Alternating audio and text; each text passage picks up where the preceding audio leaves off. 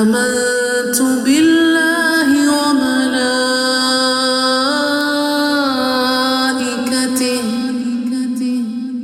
وكتبه ورسله واليوم الآخر والقدر خيره وشره من الله والبعث بعد الموت.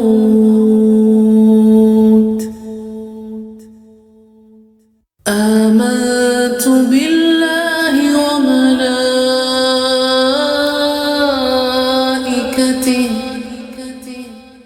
وكتبه ورسله واليوم الآخر والقدر خيره وشره من الله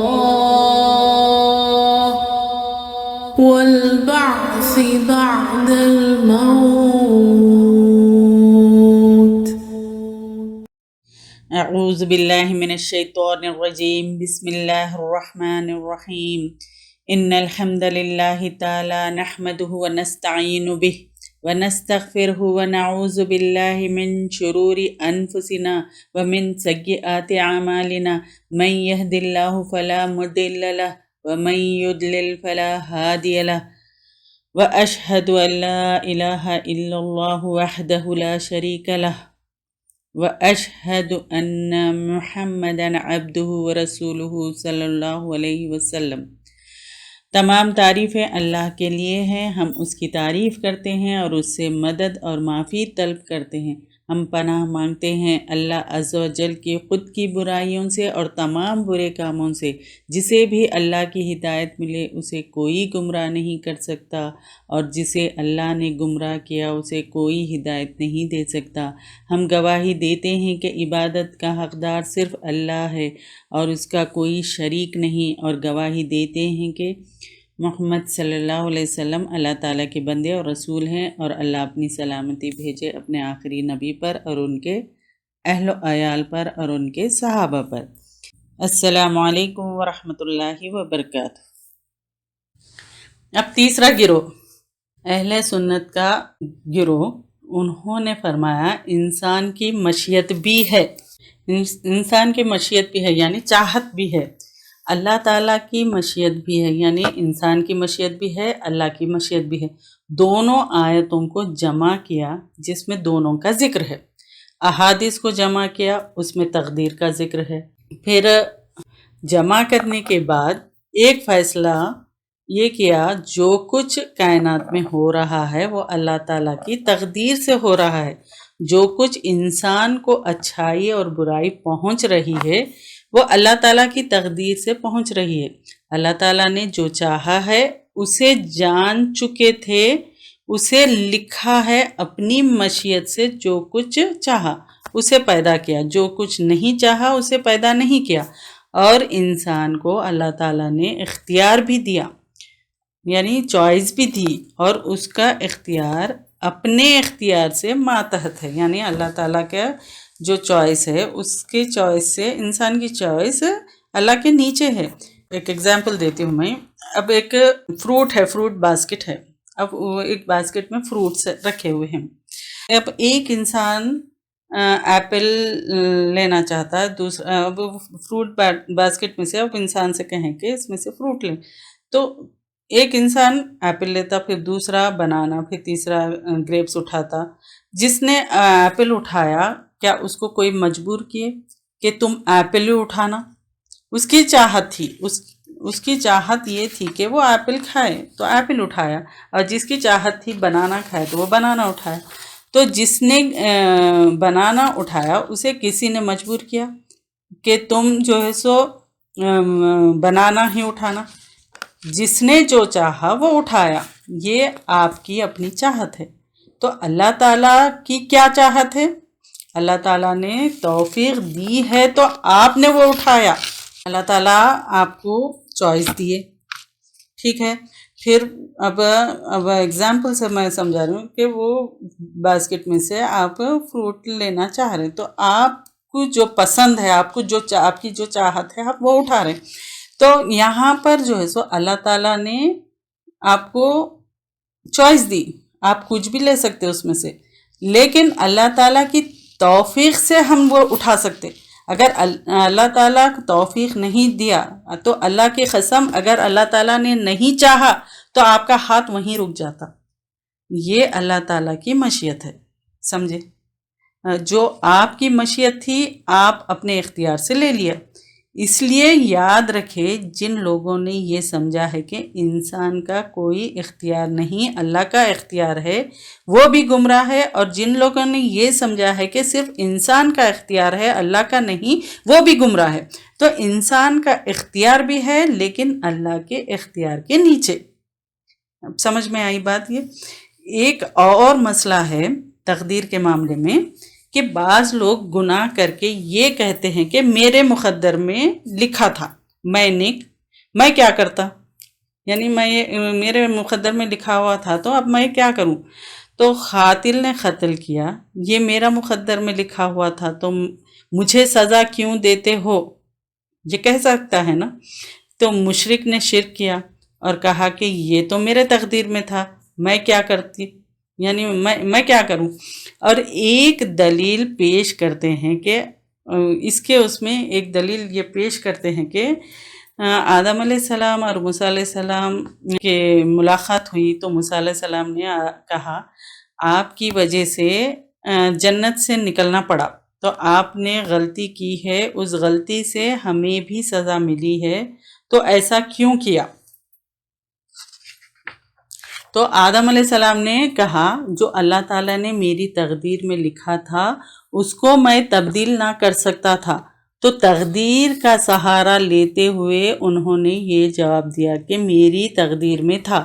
بعض لوگوں نے اس صحیح حدیث کو اس طریقے سے سمجھا ہے کہ کوئی بھی انسان بدکاری کرے تو وہ تقدیر کے ذریعے سے اس گناہ سے بچ سکتا ہے، تو یہ ہرگز درست نہیں ہے، یعنی یہ نہیں ہے۔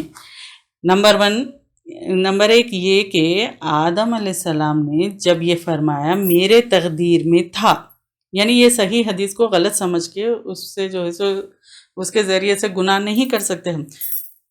اصل میں آدم علیہ السلام جب یہ فرمائے میری تقدیر میں تھا تو اس گناہ کو بیان نہیں کیا بلکہ اس مصیبت کو بیان کیا ہے جس کی وجہ سے جنت سے نکلنا پڑا، سمجھے؟ یعنی وہ مصیبت تھی، دونوں میں فرق ہے، گناہ میں اور مصیبت میں۔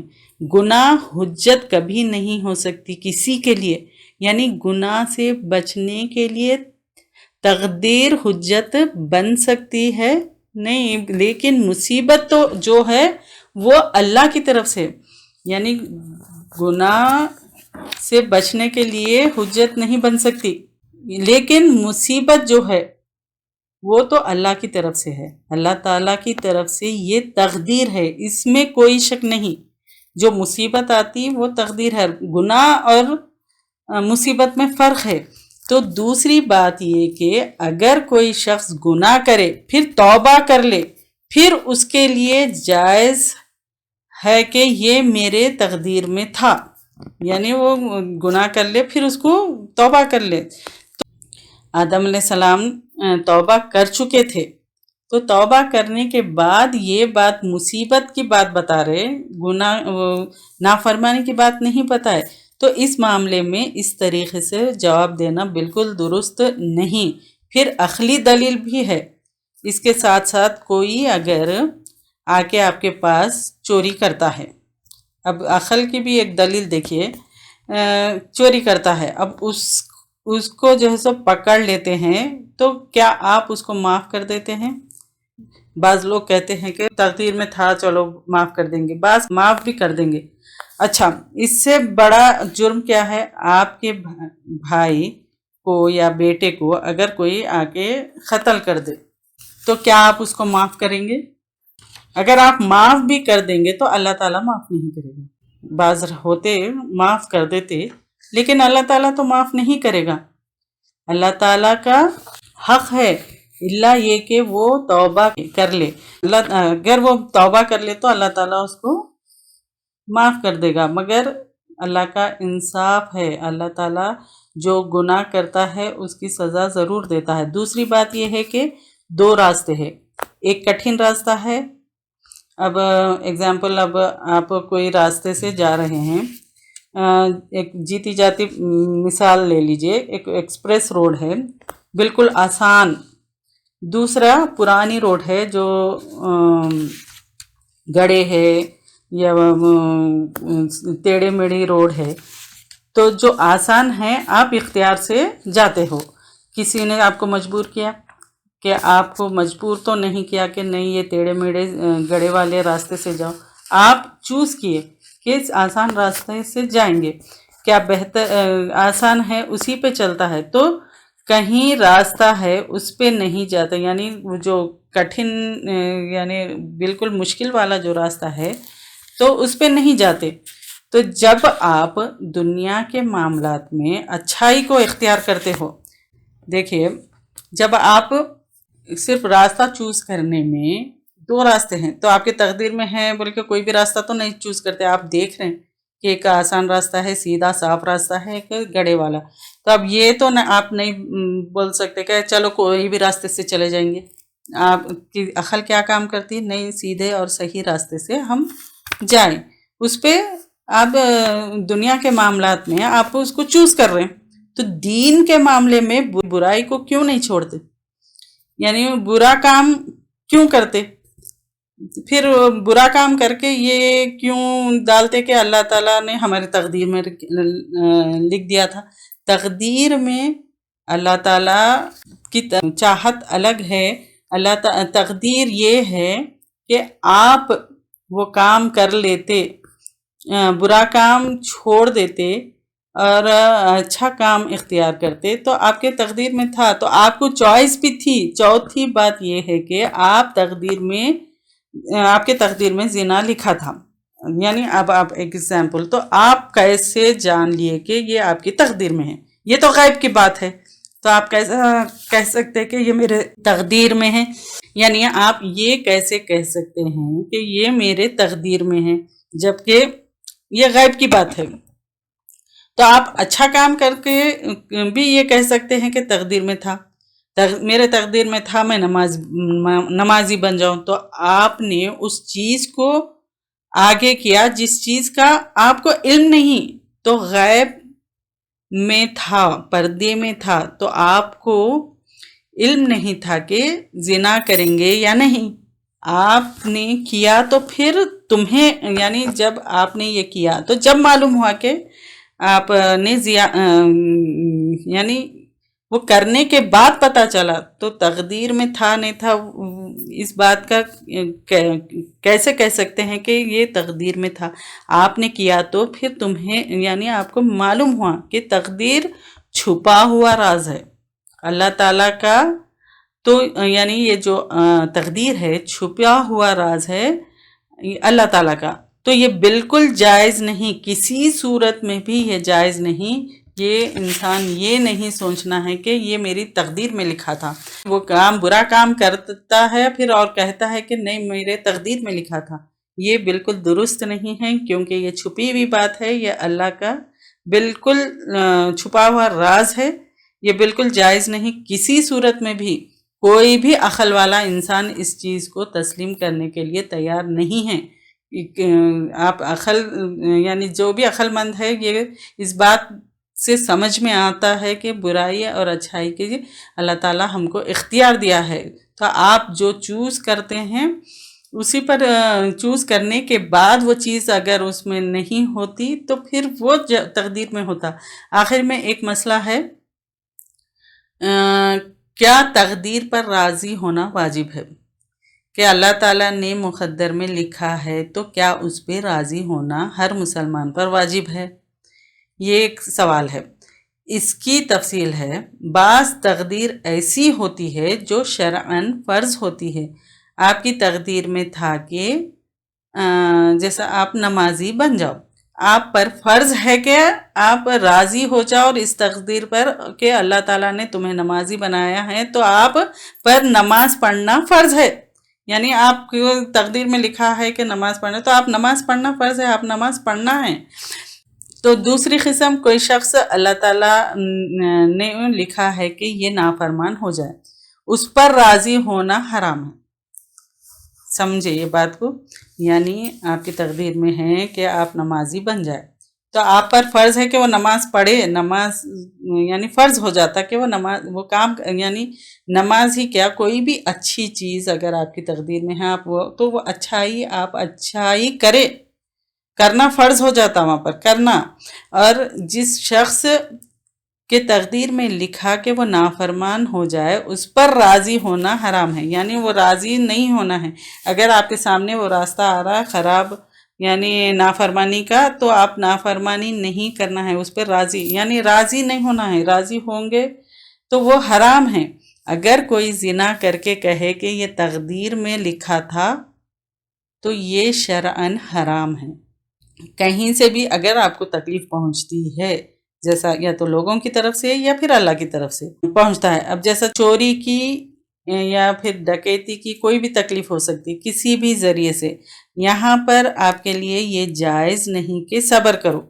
مطلب اب آپ کے پاس کوئی چوری کرے تو آپ وہاں پر صبر نہیں کرنا ہے، آپ کے لیے یہ جائز نہیں ہے، اور راضی بھی نہیں ہونا۔ آپ کیا کرنا ہے وہاں پر، بلکہ آپ کو چاہیے کہ اس کو پولیس کے حوالے کر دو، آپ کا حق لے لو۔ پھر ایسا مسئلہ ہوتا ہے کہ تقدیر میں کوئی چیز آپ کے تقدیر میں آئی ہے جس پر کسی انسان کو اختیار نہیں ہے، جیسا اللہ تعالیٰ کی طرف سے کوئی بیماری آئی، تو کوئی تکلیف ہے، تو بیماری اور تکلیف اگر کوئی شخص مبتلا ہے اس میں، تو کیا اس پر فرض ہے وہ راضی ہو جائے؟ بعض لوگوں نے یعنی بعض علماء نے یہ فرمایا ہے کہ اس پر واجب ہے کہ وہ راضی ہو جائے، اور بعض نے فرمایا کہ صبر کرنا واجب ہے، راضی ہونا مستحب ہے، اور یہ راجع اور صحیح ہے۔ صبر اور چیز ہے اور راضی ہونا اور چیز ہے، یعنی جب بیماری ہے آپ کو تو اس پر صبر کرنا ہے اور راضی بھی ہونا ہے، راضی ہونا مستحب ہے۔ تو ہمیں تقدیر پر ایمان لانا چاہیے، اچھی ہو یا بری، جو کچھ بھی اچھائی پہنچتی ہے اور جو کچھ بھی برائی پہنچتی ہے اس پر ہم کو ایمان لانا ہے۔ بیماری اگر ہو، بیماری پہنچے یا لوگوں سے تکلیف پہنچے، اس میں فرق دیکھیے۔ تو لوگوں سے اگر تکلیف پہنچے، جیسے چوری ہے یا ڈکیتی، اس میں اگر آپ جو ہے سو صبر کرنا نہیں ہے، وہاں پر آپ کے لیے جائز ہی نہیں صبر کرے، وہاں پر راضی بھی ہو جائے، بلکہ اس کو اپنا حق لینا ہے ادھر۔ اور بیماری اگر ہے تو اس پہ علماء نے فرمایا، اور یہ صحیح راجع قول ہے، مستحب ہے کہ راضی ہونا مستحب ہے اس بیماری سے، اور اس بیماری پہ صبر کرنا واجب ہے۔ اگر تقدیر کے معاملے میں کوئی شک و شبہ پیدا ہو جائے، ذرا سا بھی شک ہو، تو علماء حق کی طرف رجوع کرنا چاہیے۔ یعنی جو علماء حق ہے، راسخون فی العلم کے علماء جو ہے، ان کی طرف رجوع کر کے ان جو بھی شکوک ہے یا شبہات ہے اس کو دور کر دے۔ ابن ماجہ میں ایک روایت ہے صحیح سند کے ساتھ، علامہ البانی نے اسے صحیح فرمایا ہے۔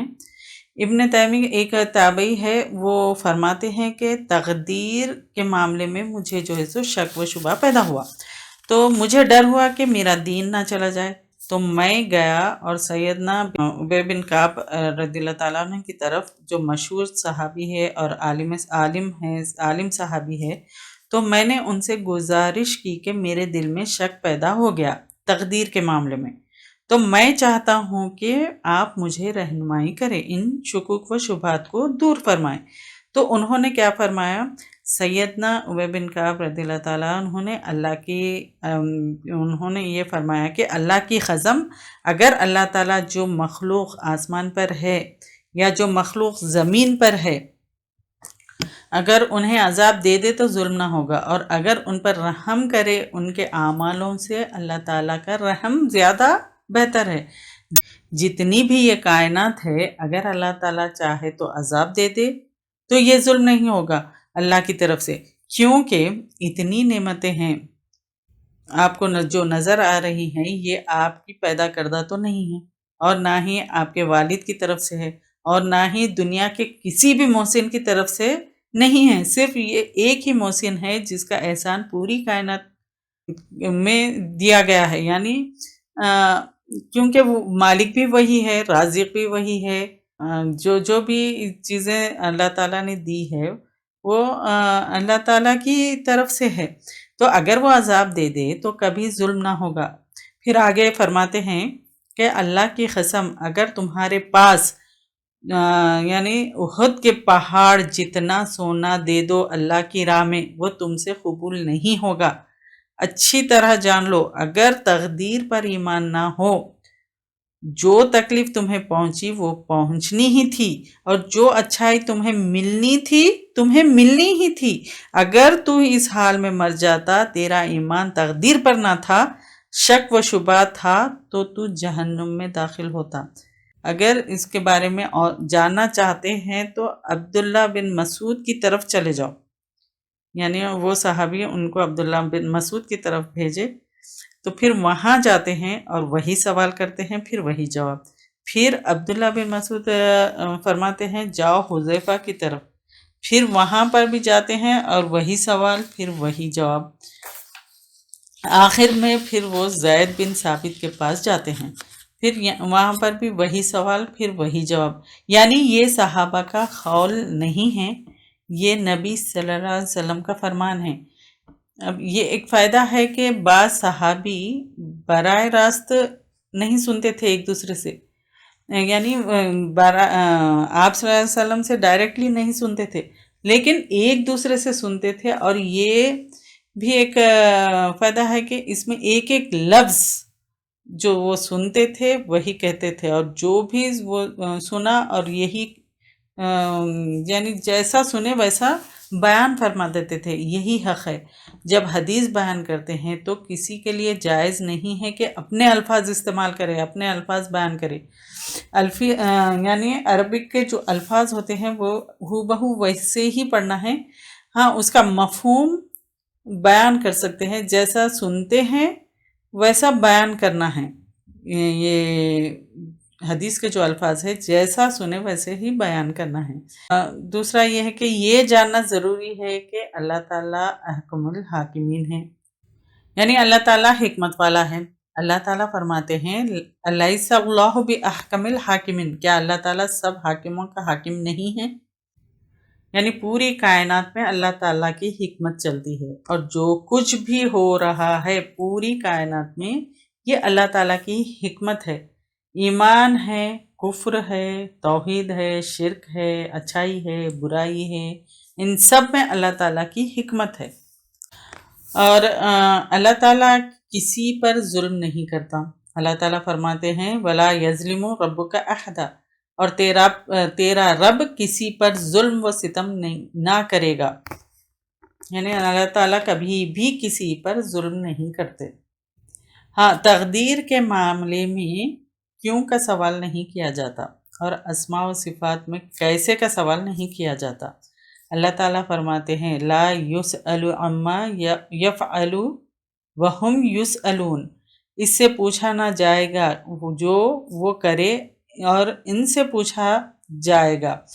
اور اللہ تعالیٰ فرماتے ہیں ولا تخف ما لیس لک بہ علم ان السمع والبصر والفؤاد کل اولئک کان عنہ مسئولا، جس بات کا تمہیں خبر ہی نہ ہو اس کے پیچھے مت پڑو، کیونکہ کان اور آنکھ اور دل ان میں سے ہر ایک سے پوچھ گچھ کی جانے والی ہے۔ سورہ اسراء آیت نمبر 36۔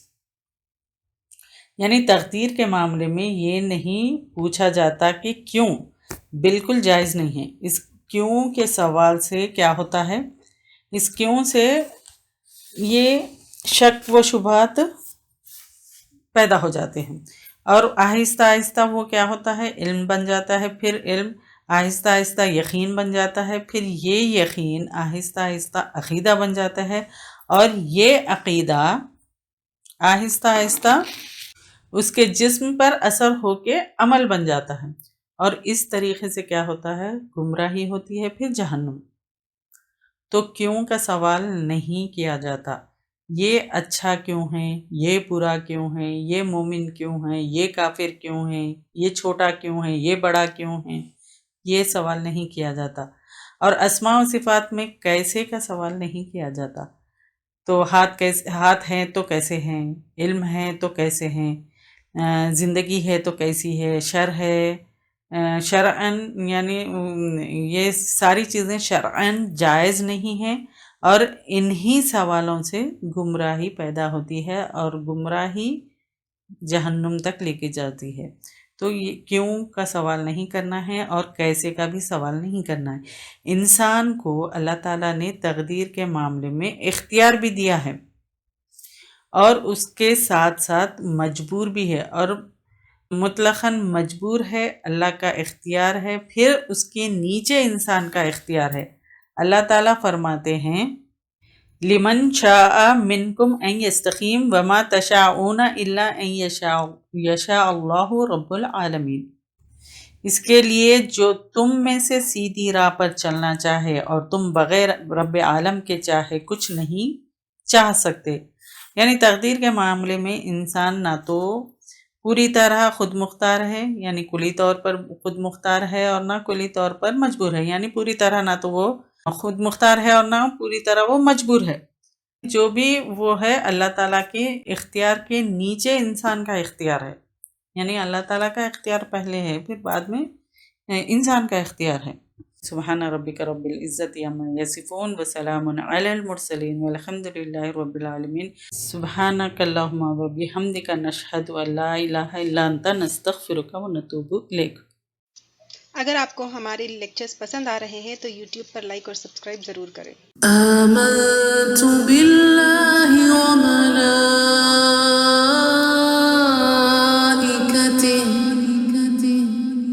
وکتبہ ورسلہ واليوم الآخر والقدر خيره وشره من الله والبعث بعد الموت